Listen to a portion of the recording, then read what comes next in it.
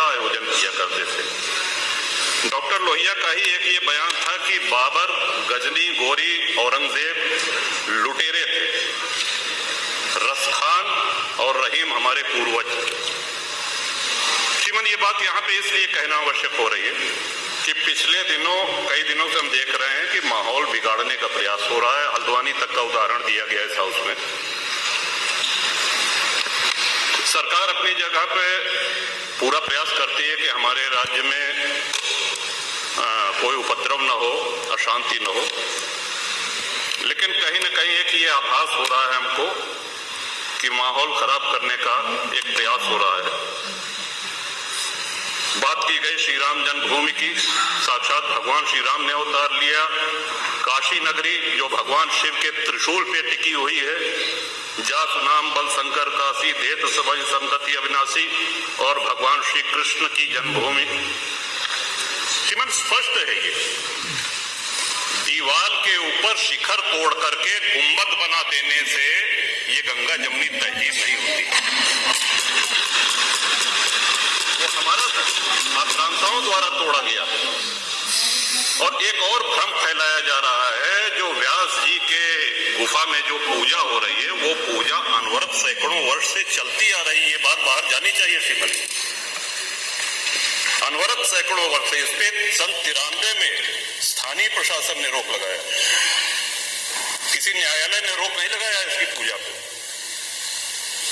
और इस सदन के माध्यम से श्रीमान उन पुजारी को भी हम प्रणाम करेंगे, 31 वर्ष जिन्होंने चाबी संभाल के रखी कि एक न एक दिन ऐसी सरकार आएगी कि ये ताला खुलेगा और चाबी क्या होगी।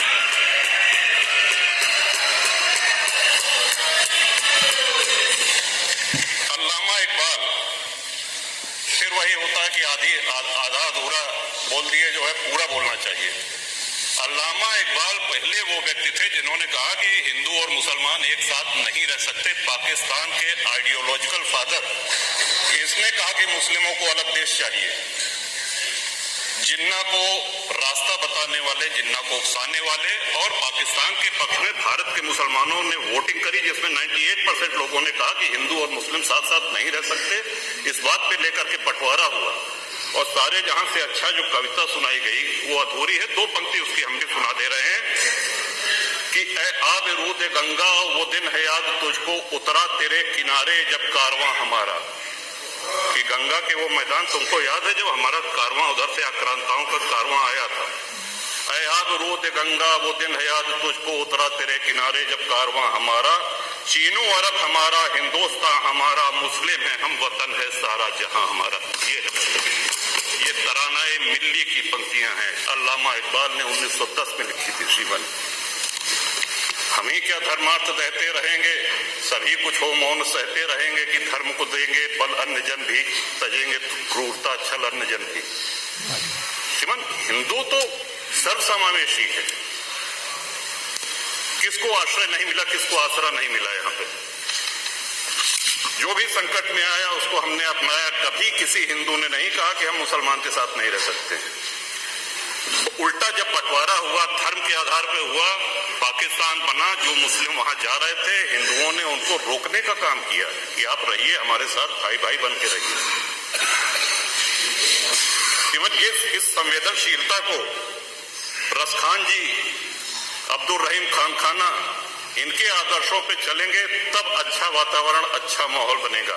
अगर बाबर और औरंगजेब की अनुसरण करेंगे, उनका अनुकरण करेंगे, तब तो शांति की कोई गारंटी नहीं। मैं फिर से पुनः बधाई देता हूं, इस बजट का समर्थन करता हूं और माननीय योगी जी की सरकार को बधाई देता हूं।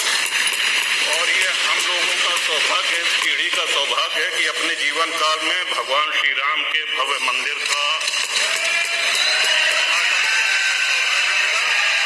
और मेरा ये भी मानना है कि आदि शंकराचार्य के बाद अगर कोई सनातन उत्थान का और हिंदू उत्थान का कार्य कर रहा है तो श्रीमान नरेंद्र मोदी जी।